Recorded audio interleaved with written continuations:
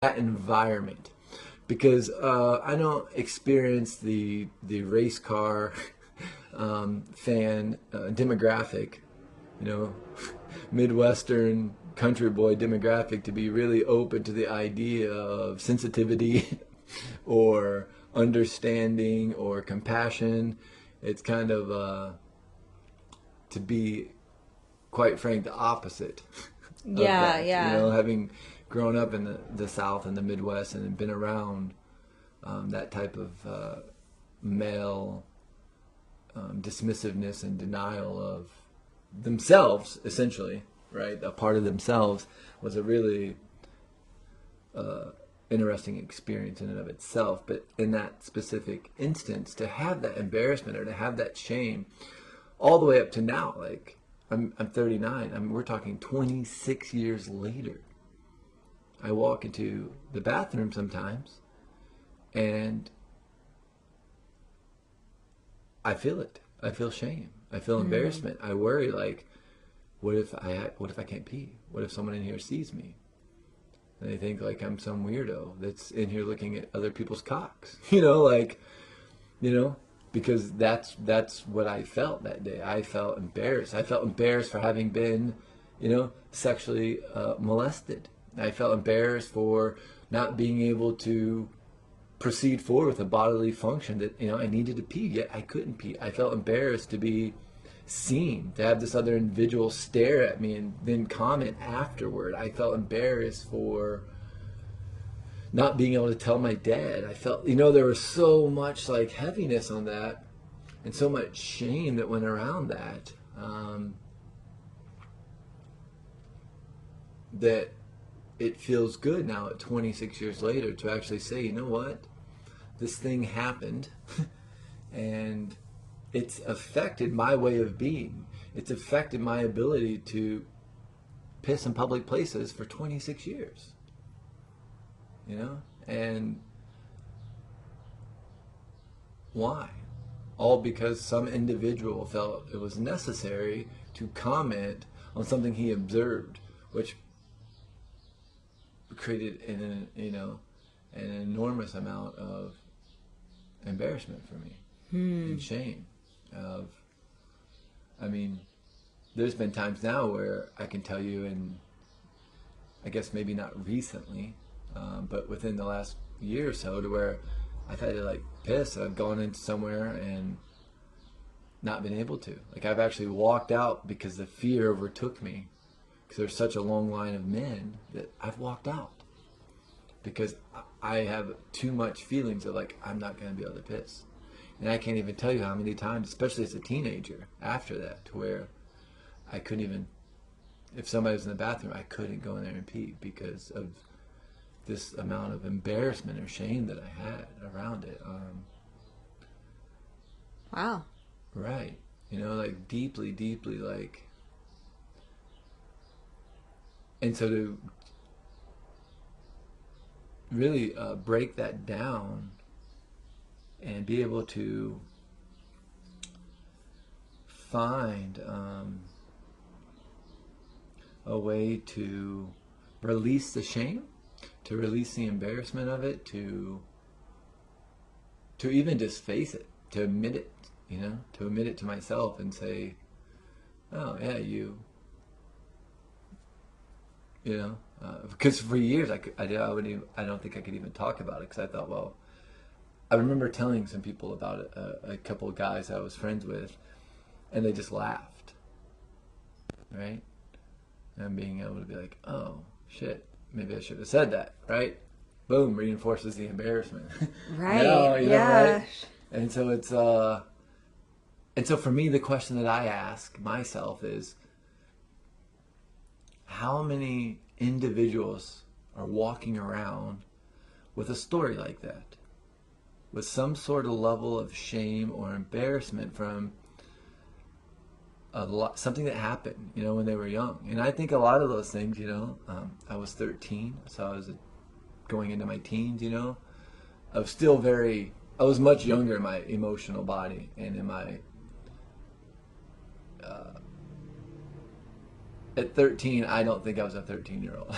I don't fit, based off of the, the different things I experienced leading up to becoming a 13-year-old. I think that I didn't have really the emotional intelligence of a quote unquote normal 13-year-old, whatever the hell that means, right? But I think about how many people in their adolescence or teenage years or childhood experience some level of embarrassment that they still feel shame around, and how is it affecting their ability to be? Or to pee. Or to pee, right? And I appreciate your playfulness. Thank you. Because where's the paradox in this, right? Nothing is one way. It would be easy for me to sit here and talk about embarrassment and say there's only bad things that come out of embarrassment. But perhaps there's not. Perhaps there's really good things that come out of embarrassment too. Yeah, well, and I think that there can be a positive side to embarrassment as far as like sometimes everyone finds it like genuinely funny. Right. And like instead of enforcing shame, they enforce the comedy. And maybe even have a little concern. Hey, are you okay? That was hilarious. I've experienced some embarrassing moments that while parts of me were totally mortified that just happened, that part of me was also soothed because of the reaction that I got from people thinking that it was funny, showing genuine concern. And so then I was able to move forward as like, oh my gosh, this was a really funny thing that happened.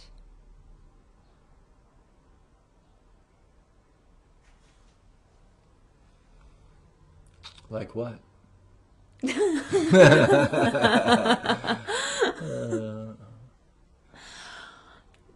In I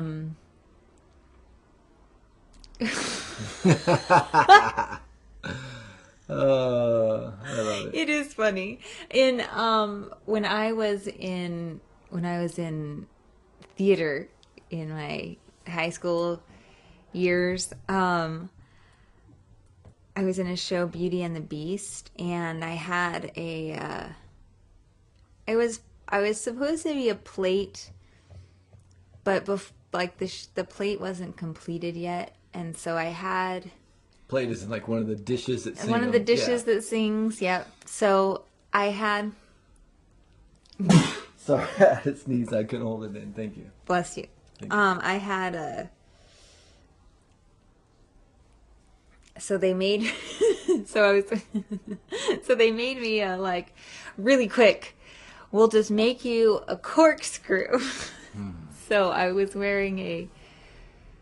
Like 16 or 17, wearing a light blue and white spandex bodysuit with now literally a corkscrew that had been fashioned out of like tinfoil on my head. So, oh yes, I'm a corkscrew,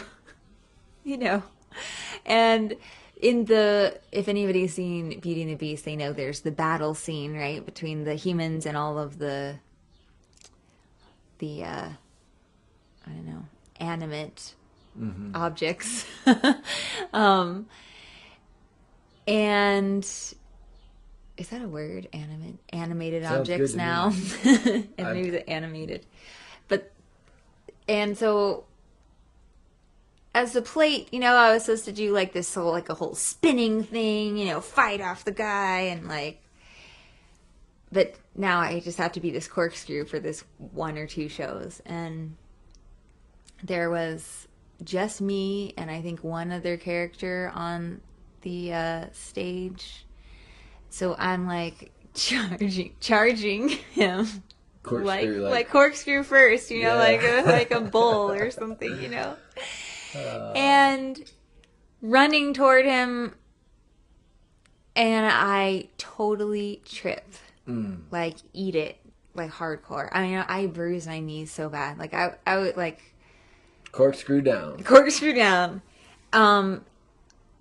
while running full force, you know. So the whole theater goes, like, it was kind of like, I was like, oh my God, you know, Collective. like, yeah, like, like, oh my gosh. And so, you know, like when you're in a show, there's no stopping. You have to just keep going. So I kept going after him.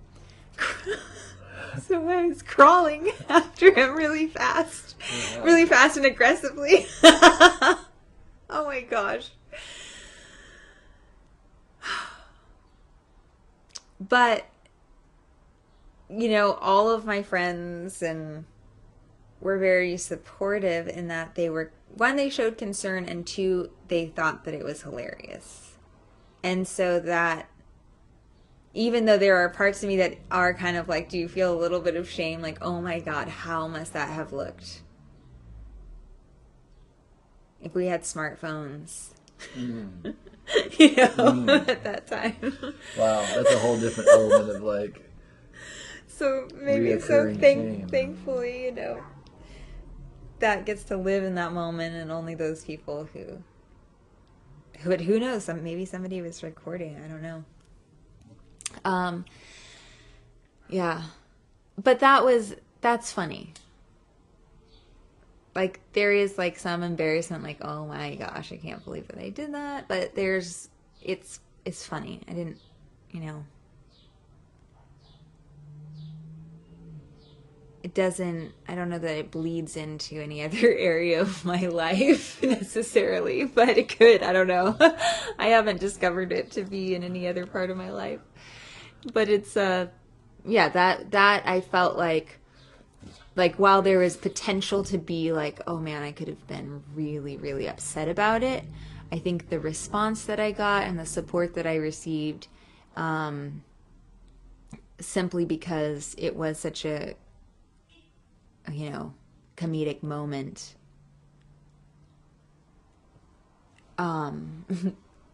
that it just, I don't know, it was soothing that everybody found it so funny. And then there's a part of, you know, and I guess there's a part of me that maybe enjoyed some of the attention, you know, so that made it like that could be a light side of embarrassment.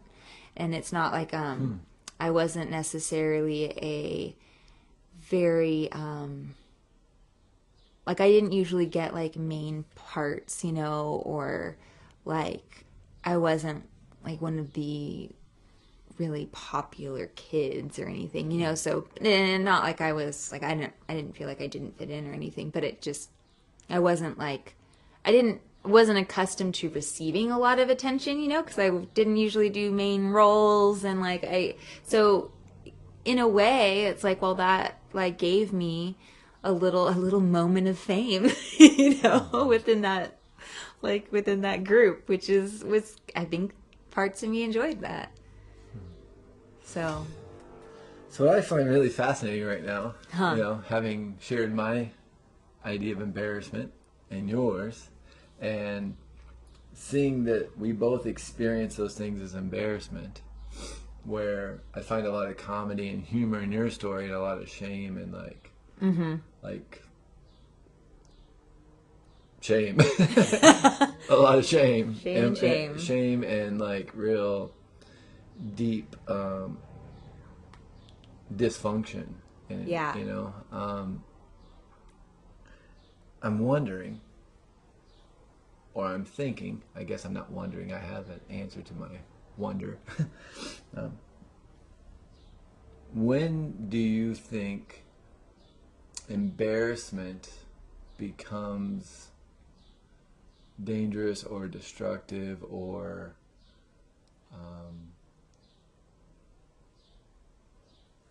what's the word I want to use? Detrimental to someone's well-being? So maybe if I articulate this more, let me see if I say it a different way. One of the things I experience around my particular story is the secret that got encapsulated, you know, of what happened, right? Quote unquote, what happened to me. I experience it as like something that happened to me that I couldn't talk about. I couldn't share it. So it created a secret. And so was it the